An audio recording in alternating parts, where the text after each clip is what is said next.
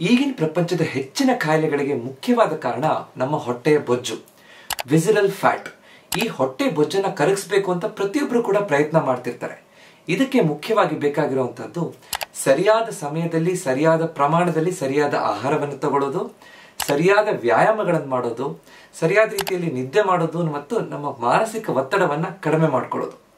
ಸರಿಯಾದ ವ್ಯಾಯಾಮ ಮಾಡುವಂತಹದ್ದು ಈ ಹೊಟ್ಟೆ ಬೊಜ್ಜನ್ನು ಕರಗಿಸಲಿಕ್ಕೆ ಬೇಕಾಗಿರುವಂತಹ ಅತ್ಯಂತ ಮುಖ್ಯವಾದಂತಹ ವಿಷಯ. ಈ ವ್ಯಾಯಾಮವನ್ನ ಹೇಗ್ ಮಾಡಬೇಕು, ಯಾವ ರೀತಿ ವ್ಯಾಯಾಮ ಮಾಡಿದ್ರೆ ನಾವು ಹೊಟ್ಟೆ ಬೊಜ್ಜನ್ನ ಕರಗಿಸಬಹುದು, ಎಷ್ಟು ಸಲ ಮಾಡಬೇಕು, ಪ್ರತಿನಿತ್ಯ ಮಾಡಬೇಕಾ, ಈ ಎಲ್ಲ ವಿಷಯಗಳನ್ನ ನಾವು ಇವತ್ತು ಅರ್ಥ ಮಾಡ್ಕೊಳ್ಳೋಣ. ನಮಸ್ಕಾರ, ನಾನು ನಿಮ್ಮ orthopaedic surgeon doctor Kishan Bhagwat.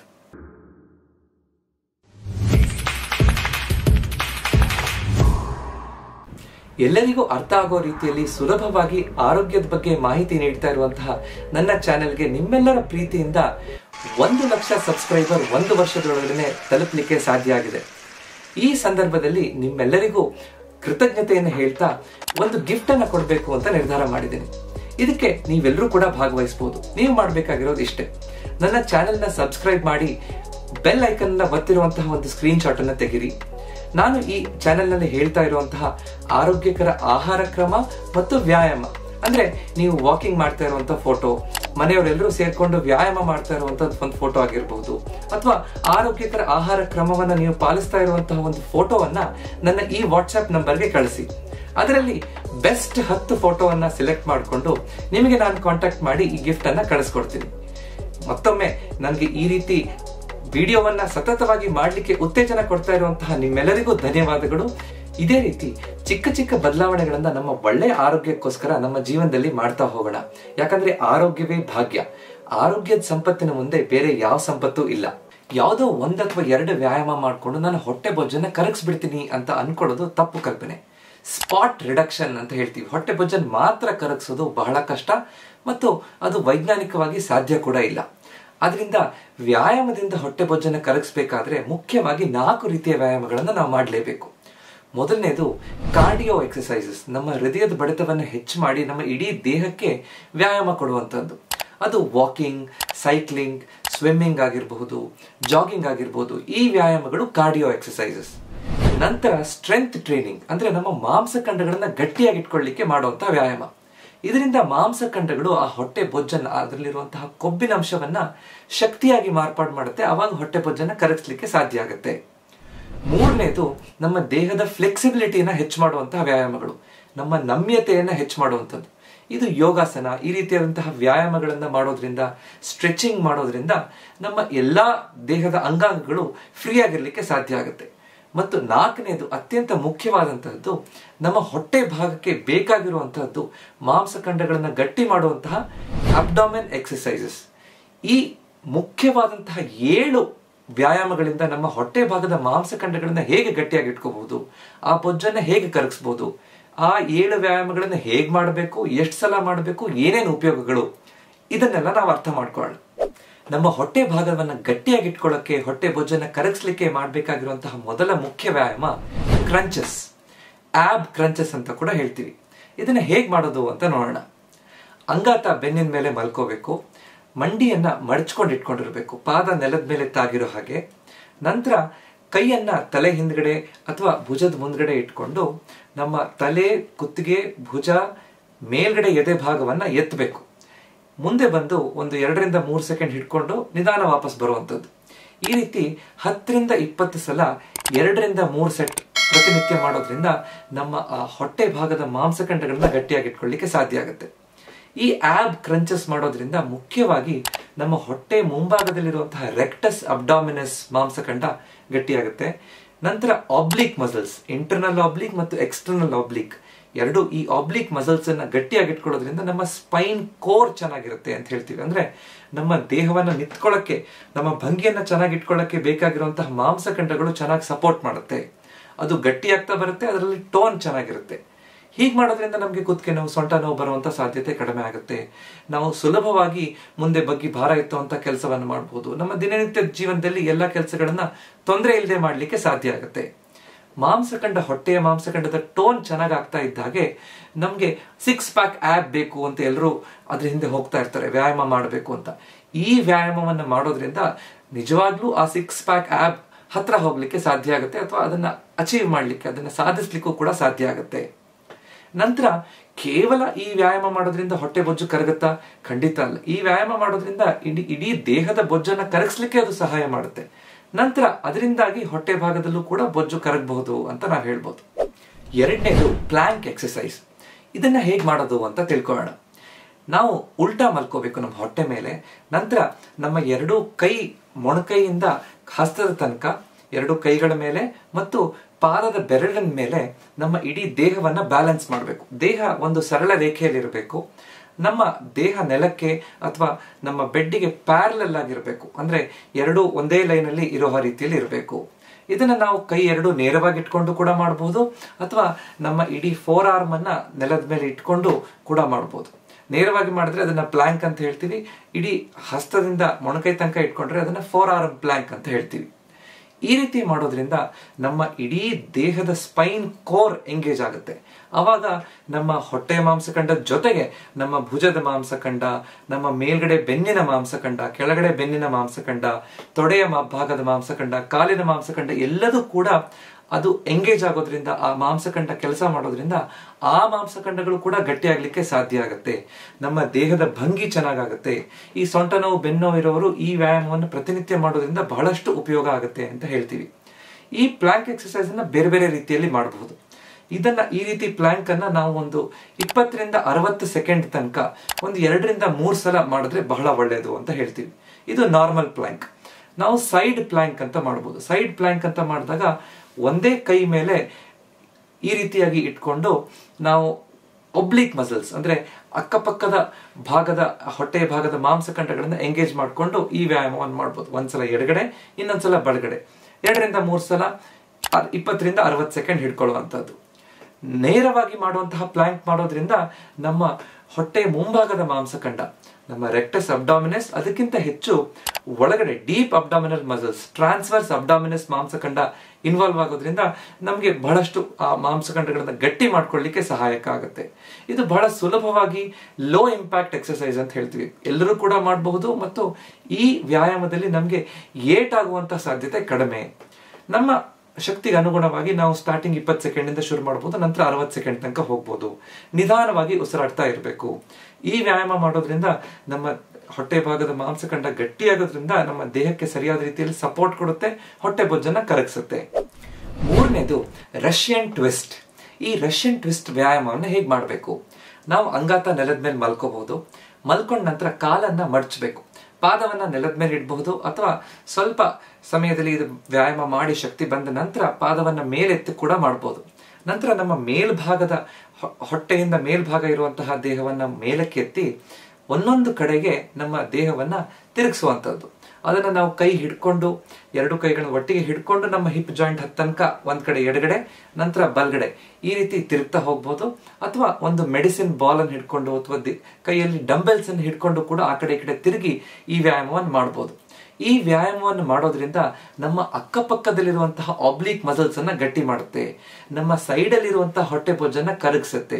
ನಮ್ಮ ಹೊಟ್ಟೆಯಲ್ಲಿ 6 ಪ್ಯಾಕ್ ಆಬ್ ಹೇಗೆ ಮುಂದ್ಗಡೆ ಬೇಕು, ಅದೇ ರೀತಿ ಅಕ್ಕಪಕ್ಕದಲ್ಲಿ ಸೈಡ್ ಅಲ್ಲಿ ಆಬ್ಸ್ ಕೂಡ ಸರಿಯಾಗಿರೋದು ಬಹಳ ಮುಖ್ಯ. ಇದರಿಂದ ನಮ್ಮ ದೇಹದ ಕೋರ್ ಸ್ಟ್ರೆಂತ್ ಚೆನ್ನಾಗಾಗುತ್ತೆ. ನಮ್ಮ ದೇಹದ ನಮ್ಯತೆ, ಆ ಕಡೆ ಈ ಕಡೆ ತಿರುಗುವಂತಹದ್ದು, ಕೆಲಸ ಮಾಡುವಂತದ್ದು ಸುಲಭವಾಗಿ ಮಾಡಬಹುದು.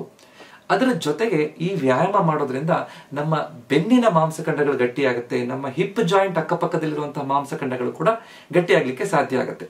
ಈ ವ್ಯಾಯಾಮ ಮಾಡಬೇಕಾದ್ರೆ ನಾವು ಮುಂದೆ ಒಂದೊಂದು ಕಡೆ ತಿರುಗಬೇಕಾದ್ರೆ ನಾವು ಉಸಿರನ್ನ ಹೊರಗಡೆ ಬಿಡಬೇಕು. ಹಿಂದೆ ಹೋಗ್ಬೇಕಾದ್ರೆ ಉಸಿರನ್ನ ಒಳಗಡೆ ತಗೊಳ್ಳೋದು, ಮುಂದೆ ಬರಬೇಕಾದ್ರೆ ಉಸಿರನ್ನ ಹೊರಗಡೆ ಬಿಡುವಂತದ್ದು. ಇದೇ ರೀತಿ ಕ್ರಂಚಸ್ ಅಲ್ಲಿ ಕೂಡ ಹಾಗೆ ನಾವು ಮುಂದೆ ಬಗ್ದಾಗ ಉಸಿರನ್ನ ಹೊರಗಡೆ ಬಿಡಬೇಕು. ಈ ಉಸಿರಾಟವನ್ನ ಸರಿಯಾಗಿ ಗಮನಿಸಿಕೊಂಡು ವ್ಯಾಯಾಮ ಮಾಡೋದ್ರಿಂದ ಬಹಳ ಚೆನ್ನಾಗಿ ಈ ವ್ಯಾಯಾಮದ ಉಪಯೋಗವನ್ನ ಪಡ್ಕೊಳ್ಳಕ್ಕೆ ಸಾಧ್ಯ ಆಗುತ್ತೆ. 4ನೇದು ಮೌಂಟೇನ್ ಕ್ಲೈಂಬರ್ ಎಕ್ಸರ್ಸೈಸ್. ಅಂದ್ರೆ ಇದು ಗುಡ್ಡ ಹತ್ತೋ ರೀತಿಯಲ್ಲಿ ಮಾಡುವಂತಹ ವ್ಯಾಯಾಮ ಅಂತ ಹೇಳ್ಬೋದು. ನಾವು ಇದನ್ನ ಶುರು ಮಾಡ್ಬೇಕಾದ್ರೆ ಪ್ಲಾಂಕ್ ಪೊಸಿಷನ್ ಇಂದ ಶುರು ಮಾಡಬೇಕು. ಪ್ಲಾಂಕ್ ವ್ಯಾಯಾಮದಲ್ಲಿ ಹೇಗೆ ನಾವು ಪೊಸಿಷನ್ ಹಿಡ್ಕೋತೀವೋ ಆ ರೀತಿ ಇಟ್ಕೊಂಡು, ನಂತರ ಒಂದೊಂದೇ ಕಾಲನ್ನ ಮೇಲಕ್ಕೆ ನಮ್ಮ ಎದೆ ಭಾಗದ ಹತ್ರ ತಗೊಂಡ್ಬರೋದು, ಮತ್ತೆ ವಾಪಸ್ ಬರುವಂತದ್ದು. ಅದೇ ರೀತಿ ಇನ್ನೊಂದು ಕಾಲನ್ನ ಎದೆ ಹತ್ರ ತಗೊಂಡ್ ಬರೋದು, ಮತ್ತೆ ವಾಪಸ್ ಬರುವಂತದ್ದು. ಅಂದ್ರೆ ನಾವೊಂದು ಗುಡ್ಡ ಹತ್ತಾ ಇರುವಂತಹ ರೀತಿಯಲ್ಲಿ ಅಂತ ಹೇಳ್ಬೋದು. ಈ ರೀತಿ ಮಾಡಿದಾಗ ನಮ್ಮ ಬೆನ್ನು ನೇರವಾಗಿ ಆ ನೆಲಕ್ಕೆ ಪ್ಯಾರಲಲ್ ಆಗಿರ್ಬೇಕು. ಇದನ್ನ ನಿಧಾನವಾಗಿ ಸ್ವಲ್ಪ ಸ್ಲೋ ಆಗಿ ಶುರು ಮಾಡಿ ನಂತರ ಫಾಸ್ಟ್ ಆಗಿ ಮಾಡ್ತಾ ಹೋಗ್ಬಹುದು. ಇದನ್ನ ಒಂದು 30ರಿಂದ 60 ಸೆಕೆಂಡ್ 2ರಿಂದ 3 ಸೆಟ್ ಅನ್ನ ನಾವು ಮಾಡೋದ್ರಿಂದ ನಮಗೆ ಉಪಯೋಗ ಆಗುತ್ತೆ ಅಂತ ನಾವು ಹೇಳ್ಬೋದು. ನಂತರ ನಾವು ಶಕ್ತಿ ಜಾಸ್ತಿ ಆಗ್ತಾ ಇದ್ದಾಗ ಇದನ್ನ ಫಾಸ್ಟ್ ಮಾಡ್ತಾ ಹೋಗ್ಬೋದು. ಈ ವ್ಯಾಯಾಮದ ವಿಶೇಷತೆ ಏನು ಅಂತಂದ್ರೆ ಇದು ನಮ್ಮ ಹೊಟ್ಟೆ ಭಾಗದ ಮಾಂಸಖಂಡದ ಜೊತೆಗೆ ನಮ್ಮ ಭುಜ, ನಮ್ಮ ಕಾಲು, ಕೈ ಎಲ್ಲಾ ಮಾಂಸಖಂಡಗಳಿಗೂ ಇದು ಕೆಲಸವನ್ನು ಕೊಡುತ್ತೆ.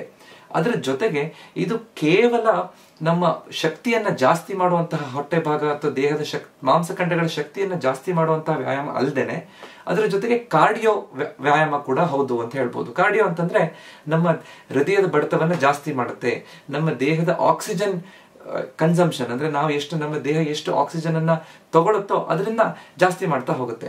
ಈ ರೀತಿ ಕಾರ್ಡಿಯೋ ಮತ್ತು ಸ್ಟ್ರೆಂತ್ ಟ್ರೈನಿಂಗ್ ಎರಡೂ ಇರೋ ವ್ಯಾಯಾಮ ಅಂತಂದ್ರೆ ಈ ಮೌಂಟೇನ್ ಕ್ಲೈಂಬರ್ ಅಂತ ಹೇಳ್ಬೋದು.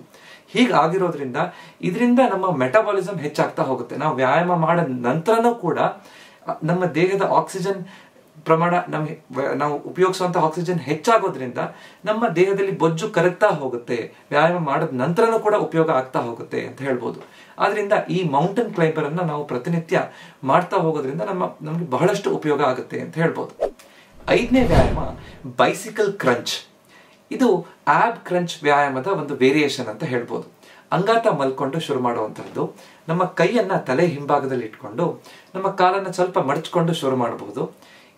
ಮೇಲ್ಭಾಗದ ದೇಹವನ್ನ ಅಂದ್ರೆ ತಲೆ, ಕುತ್ತಿಗೆ, ಭುಜವನ್ನ ಒಂದೊಂದು ಕಡೆಗೆ ಟ್ವಿಸ್ಟ್ ಮಾಡ್ತಾ ಹೋಗುವಂತದ್ದು. ಅವಾಗ ಒಂದೊಂದ್ಸಲ ಒಂದೊಂದ್ ಕಡೆ ಟ್ವಿಸ್ಟ್ ಮಾಡಿದಾಗ ಕಾಲನ್ನ ಎತ್ತಬೇಕು. ಅಂದ್ರೆ ನಾವು ನಮ್ಮ ಮೇಲ್ಭಾಗದ ದೇಹವನ್ನ ಎಡಗಡೆಗೆ ತಿರುಗಿಸಿದ್ರೆ ನನ್ನ ಬಲಗೈ ಮೊಣಕೈ ಎಡ ಮಂಡಿ ತಾಗುವ ರೀತಿಯಲ್ಲಿ ಇರಬೇಕು, ಎಡಗಡೆ ಕಾಲನ್ನ ಎತ್ತಬೇಕು ಅಂತ. ನಂತರ ನನ್ನ ದೇಹವನ್ನ ಬಲಗಡೆಗೆ ತಿರುಗಿಸಿದಾಗ ನನ್ನ ಎಡಗೈ ಮೊಣಕೈ ಬಲಗಡೆ ಮಂಡಿಗೆ ತಾಗೋ ರೀತಿಯಲ್ಲಿ ಇರಬೇಕು ಅಂತ. ಈ ರೀತಿ ಮಾಡೋದ್ರಿಂದ ನಮ್ಮ ದೇಹದ ಮುಂಭಾಗದಲ್ಲಿರುವಂತಹ ಅಬ್ಡಾಮಿನಲ್ ಮಸಲ್ಸ್, ಅಕ್ಕಪಕ್ಕದಲ್ಲಿ ಸೈಡಲ್ಲಿ ಇರುವಂತಹ ಆಬ್ಲಿಕ್ ಮಸಲ್ಸ್ ಮತ್ತು ನಮ್ಮ ಭುಜ, ನಮ್ಮ ಪೃಷ್ಠಭಾಗದ ಮಾಂಸಖಂಡ, ಕಾಲಿನ ಮಾಂಸಖಂಡ ಎಲ್ಲದಕ್ಕೂ ಇದು ವ್ಯಾಯಾಮ ಕೊಡುತ್ತೆ. ಕೇವಲ ಆ ಮಾಂಸಖಂಡಗಳನ್ನ ಗಟ್ಟಿ ಮಾಡೋದು ಅಷ್ಟೇ ಅಲ್ಲದೆ ಇದು ಕೂಡ ಒಂದು ಕಾರ್ಡಿಯೋ ವ್ಯಾಯಾಮ ಅಂತ ಹೇಳ್ಬೋದು. ನಿಧಾನವಾಗಿ ಒಂದು 20ರಿಂದ 30 ಸೆಕೆಂಡ್ 60 ಸೆಕೆಂಡ್ ತನಕ ನಾವು 2ರಿಂದ 3 ಸೆಟ್ ಈ ವ್ಯಾಯಾಮವನ್ನ ಮಾಡಬಹುದು.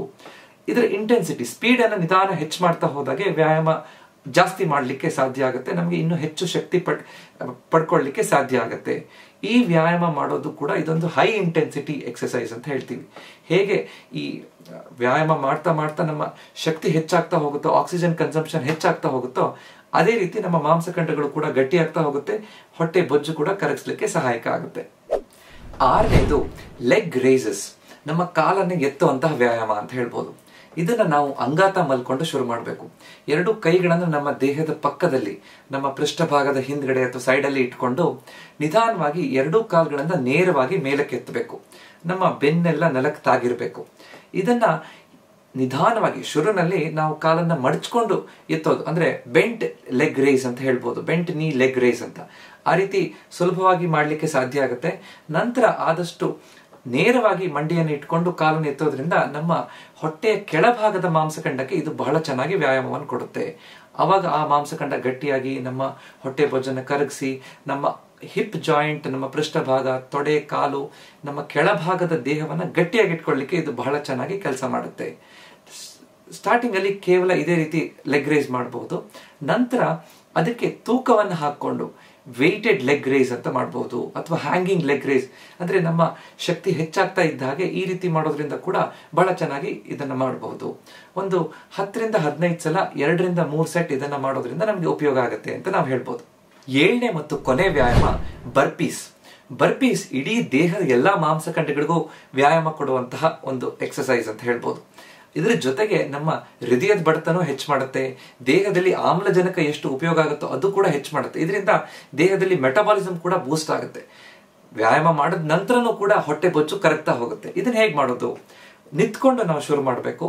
ನಂತರ ದೇಹವನ್ನ ಸ್ಕ್ವಾಟ್ ಪೊಸಿಷನ್ಗೆ ಕೆಳಗಡೆ ಹೋಗ್ತಾ 2 ಹಸ್ತವನ್ನ ಪಾದದ ಪಕ್ಕ ಇಟ್ಕೊಂಡು ನಂತರ ಆ ಪೊಸಿಷನ್ ಇಂದ ಪ್ಲಾಂಕ್ ಪೊಸಿಷನ್ಗೆ ನಾವು ಜಂಪ್ ಮಾಡಿಕೊಂಡು ಪ್ಲಾಂಕ್ ಪೊಸಿಷನ್ಗೆ ಹೋಗ್ಬೇಕು. ನಂತರ ಒಂದು ಪುಷಪ್ ಮಾಡಬಹುದು. ನಂತರ ವಾಪಸ್ ನೇರವಾಗಿ ಜಂಪ್ ಮಾಡ್ತಾ ನಿಂತ್ಕೋಬೇಕು, 2 ಕೈಯನ್ನ ಮೇಲಕ್ಕೆ ಮಾಡಿ ವಾಪಸ್ ಬರುವಂತದ್ದು. ಈ ವ್ಯಾಯಾಮ ಮಾಡೋದ್ರಿಂದ ಬಹಳ ಚೆನ್ನಾಗಿ ಎಲ್ಲಾ ಮಾಂಸಖಂಡಗಳು ಕೆಲಸ ಕೊಟ್ಟು ದೇಹದಲ್ಲಿ ಆಕ್ಸಿಜನ್ ಕನ್ಸಂಪ್ಷನ್ ಹೆಚ್ಚಾಗ್ತಾ ಆಗ್ತಾ ಆ ಬೊಜ್ಜನ್ನ ಕರಗಿಸ್ಲಿಕ್ಕೆ ಹೆಲ್ಪ್ ಆಗುತ್ತೆ. ನಮ್ಮ ದೇಹದ ಬ್ಯಾಲೆನ್ಸ್ ಅನ್ನ, ನಮ್ಮ ಎಂಡ್ಯೂರೆನ್ಸ್ ಅನ್ನ, ಯಾವುದೋ ಕೆಲಸ ಮಾಡ್ಬೇಕಾದ್ರೆ ನಮ್ಮ ಶಕ್ತಿಯನ್ನ ಹೆಚ್ಚು ಮಾಡ್ತಾ ಹೋಗುತ್ತೆ. ಇದರಿಂದ ನಮ್ಮ ದೇಹಕ್ಕೆ ಉಪಯೋಗ ಆಗುತ್ತೆ. ಹೊಟ್ಟೆ ಬೊಜ್ಜನ್ನು ಕರಗಿಸಬಹುದು, ನಮ್ಮ ಮಾಂಸಖಂಡಗಳನ್ನ ಚೆನ್ನಾಗಿ ಇಟ್ಕೋಬಹುದು, ನಮ್ಮ ದೇಹದ ಶೇಪ್ ಅನ್ನ ಚೆನ್ನಾಗಿ ಇಟ್ಕೊಳ್ಳಿಕ್ಕೆ ಸಾಧ್ಯ. ಈ ಬರ್ಪೀಸ್ ಮಾಡ್ಬೇಕಾದ್ರೆ ಒಂದು 5 ರಿಂದ 10 ಬರ್ಪೀಸ್ ಅನ್ನ 2 ಸೆಟ್ ಮಾಡೋದ್ರಿಂದ ಶುರು ಮಾಡಬಹುದು. ನಂತರ ನಮ್ಮ ಶಕ್ತಿ ಹೆಚ್ಚಾಗ್ತಾ ಇದ್ದಾಗ ಇದನ್ನ ಹೆಚ್ಚು ಮಾಡ್ತಾ ಹೋಗ್ಬೋದು. ಈ ಎಲ್ಲಾ ವ್ಯಾಯಾಮಗಳನ್ನ ಮಾಡಬೇಕಾದ್ರೆ ನಾವು ಬಹಳ ಹುಷಾರಾಗಿರ್ಬೇಕು. ಯಾವುದೇ ರೀತಿಯಾದಂತಹ ಜರ್ಕ್ಗಳನ್ನು ಕೊಡಬಾರ್ದು. ಹಾಗೆ ಮಾಡೋದ್ರಿಂದ ನಮ್ಗೆ ಏಟಾಗುವಂತ ಸಾಧ್ಯತೆ ಇರುತ್ತೆ. ಜೊತೆಗೆ ಈ ಎಲ್ಲಾ ವ್ಯಾಯಾಮಗಳನ್ನು ನಾವು ಸುಲಭವಾಗಿ ಯಾವುದೇ ರೀತಿಯಾದಂತಹ ಎಕ್ವಿಪ್ಮೆಂಟ್ ಇಲ್ಲದೆ ಎಲ್ಲಿ ಬೇಕಾದ್ರೂ ಮಾಡ್ಲಿಕ್ಕೆ ಸಾಧ್ಯ ಆಗಿರುವಂತಹ ವ್ಯಾಯಾಮ ಅಂತ ಹೇಳ್ಬೋದು. ನಮಗೆ ಶಕ್ತಿ ಹೆಚ್ಚಾಗ್ತಾ ಇದ್ದಾಗೆ ನಾವು ಅದರ ಇಂಟೆನ್ಸಿಟಿಯನ್ನ ನಿಧಾನವಾಗಿ ಹೆಚ್ಚು ಮಾಡ್ತಾ ಹೋಗ್ಬೋದು. ಆದ್ರೆ ಮಧ್ಯದಲ್ಲಿ ಒಂದು ದಿನ ಅಬ್ಡಾಮಿನಲ್ ಮಸಲ್ ಎಕ್ಸರ್ಸೈಸಸ್ ಅನ್ನ ಮಾಡಿದ್ರೆ ಮರುದಿನ ಒಂದು ರೆಸ್ಟ್ ಡೇ ಅನ್ನು ಕೊಡಬೇಕು. ಅಂದ್ರೆ ಒಂದು ದಿನ ಬಿಟ್ಟು ಒಂದು ದಿನ ಈ ಫೋಕಸ್ಡ್ ಅಬ್ಡಾಮಿನಲ್ ಎಕ್ಸರ್ಸೈಸ್ ಮಾಡೋದ್ರಿಂದ ನಮ್ಮ ದೇಹದಲ್ಲಿ ಮಾಂಸಖಂಡಗಳ ಚೇತರಿಕೆ ಚೆನ್ನಾಗಾಗುತ್ತೆ, ಮಾಂಸಖಂಡ ಗಟ್ಟಿ ಆಗ್ಲಿಕ್ಕೆ ಸಾಧ್ಯ ಆಗುತ್ತೆ. ಮತ್ತೆ ಕೇವಲ ಈ ವ್ಯಾಯಾಮಗಳ ಮಾತ್ರ ಮಾಡೋದ್ರಿಂದ ನಮ್ಮ ಹೊಟ್ಟೆ ಬೊಜ್ಜನ್ನು ಕರಗಿಸ್ಲಿಕ್ಕೆ, ಮಾಂಸಖಂಡಗಳನ್ನ ಗಟ್ಟಿಯಾಗಿ ಇಟ್ಕೊಳ್ಳಿಕ್ಕೆ ಸಾಧ್ಯ ಆಗೋದಿಲ್ಲ. ಮೊದಲೇ ಹೇಳಿದ ಹಾಗೆ ವ್ಯಾಯಾಮದ ಜೊತೆಗೆ ಸರಿಯಾದ ಆಹಾರ ಕ್ರಮ, ನಿದ್ದೆ, ನಮ್ಮ ಮಾನಸಿಕ ಒತ್ತಡ ಕಡಿಮೆ ಮಾಡೋದು, ಜೀವನ ಶೈಲಿಯಲ್ಲಿ ಕೆಲವೊಂದು ಬದಲಾವಣೆಗಳು ಮಾಡ್ಕೊಳ್ಳೋದ್ರಿಂದ ಬಹಳ ಚೆನ್ನಾಗಿ ಈ ಹೊಟ್ಟೆ ಬೊಜ್ಜನ್ನ ಕರಗಿಸಿ ನಮ್ಮ 6 ಪ್ಯಾಕ್ ಆಬ್ ಅಂತ ಯಾರು ಎಲ್ಲರೂ ಕೂಡ ಅದ್ರ ಹಿಂದೆ ಹೋಗ್ಬೇಕು ಅಂತ ಕನಸು ಕಾಣ್ತಾ ಇದ್ದಾರೋ ಆ ಕನಸನ್ನ ನನಸಾಗಿಸ್ಲಿಕ್ಕೆ ಸಾಧ್ಯ ಆಗುತ್ತೆ. ಇವತ್ತು ನಾವು ಈ ವ್ಯಾಯಾಮಗಳನ್ನ ತಿಳ್ಕೊಂಡಿರುವಂತಹ ವಿಡಿಯೋ ನಿಮ್ಗೆ ಇಷ್ಟ ಆಗಿದ್ರೆ ದಯವಿಟ್ಟು ಇದನ್ನ ಲೈಕ್ ಮಾಡಿ, ಮತ್ತು ಯಾರು ಈ ವಿಡಿಯೋನ ಇಷ್ಟಪಡ್ತಾರೋ ಅವ್ರಿಗೆಲ್ಲರಿಗೂ ಇದನ್ನ ಫಾರ್ವರ್ಡ್ ಮಾಡಿ. ಹೆಚ್ಚಿನ ಇದೇ ರೀತಿಯಂತ ವಿಡಿಯೋ ನೋಡ್ಬೇಕು ಅಂತಂದ್ರೆ ನನ್ನ ಚಾನೆಲ್ನ ಸಬ್ಸ್ಕ್ರೈಬ್ ಮಾಡಿ. ಈ ದೇಹ ತೂಕ ಇಳಿಸೋದು ಯಾಕೆ ಕಷ್ಟ ಅಂತ ನಾನು ವಿಡಿಯೋ ಮಾಡಿದ್ದೀನಿ. ಈ ಹೊಟ್ಟೆ ಬೊಜ್ಜನ್ನ ಕರಗಿಸುವಂತಹದ್ದು ಹೇಗೆ ವೈಜ್ಞಾನಿಕವಾಗಿ ಸಾಧ್ಯ ಅನ್ನೋದ್ರ ಬಗ್ಗೆ ವಿಡಿಯೋ ಮಾಡಿದ್ದೀನಿ. ನಿದ್ದೆ ನಾವು ಹೇಗೆ ಸರಿಯಾಗಿ ಮಾಡಬೇಕು, ದೇಹ ತೂಕ ಇಳಿಸಬೇಕು ಅಂದ್ರೆ ಎಷ್ಟು ಹೆಜ್ಜೆಯನ್ನು ಪ್ರತಿನಿತ್ಯ ನಾವು ನಡಿಬೇಕು, ಸರಿಯಾದ ರೀತಿಯಲ್ಲಿ ಇಂಟರ್ಮಿಟೆಂಟ್ ಫಾಸ್ಟಿಂಗ್ ಮಾಡೋದ್ರಿಂದ ಹೇಗೆ ನಾವು ದೇಹ ತೂಕವನ್ನ ಇಳಿಸಬಹುದು, ಈ ಎಲ್ಲಾ ವಿಷಯಗಳ ಬಗ್ಗೆ ನಾನು ವಿಡಿಯೋ ಮಾಡಿದ್ದೀನಿ. ಜೊತೆಗೆ ನಮ್ಗೆ ಹಲವಾರು ತಪ್ಪು ಕಲ್ಪನೆಗಳು ಈ ದೇಹ ತೂಕ ಬೊಜ್ಜನ್ನ ಇಳಿಸಬೇಕಾದ್ರೆ ಇರುತ್ತೆ. ಅದನ್ನ ನಾನು ಹೋಗ್ಲಾಡಿಸ್ಲಿಕ್ಕೆ ಏನು ಮಾಡಬೇಕು ಅಂತ ಅರ್ಥ ಮಾಡ್ಕೋಬೇಕು. ಜೊತೆಗೆ ಈ ದೇಹ ತೂಕ ಇಳಿಸ್ಲಿಕ್ಕೆ ಯಾವ ತಿಂಡಿಗಳನ್ನ ನಾವು ತಿನ್ನಬಹುದು, ಈ ಎಲ್ಲಾ ವಿಷಯಗಳ ಬಗ್ಗೆ ನಾನು ವಿಡಿಯೋ ಮಾಡಿದ್ದೀನಿ. ಅದರ ಲಿಂಕ್ ಅನ್ನ ಕೊಟ್ಟಿರ್ತೀನಿ, ಅದನ್ನು ಕೂಡ ನೀವು ನೋಡಬಹುದು. ಹೆಚ್ಚಿನ ವಿಡಿಯೋಗಳಿಗೆ ನನ್ನ ಚಾನೆಲ್ನ ದಯವಿಟ್ಟು ಸಬ್ಸ್ಕ್ರೈಬ್ ಮಾಡಿ. ನಮ್ಮ ಆರೋಗ್ಯ ನಮ್ಮ ಕೈಯಲ್ಲಿದೆ, ಅದನ್ನ ಸರಿಯಾಗಿ ಇಟ್ಕೊಳ್ಳೋದು ನಮ್ಮ ಕರ್ತವ್ಯ. ನಮಸ್ಕಾರ.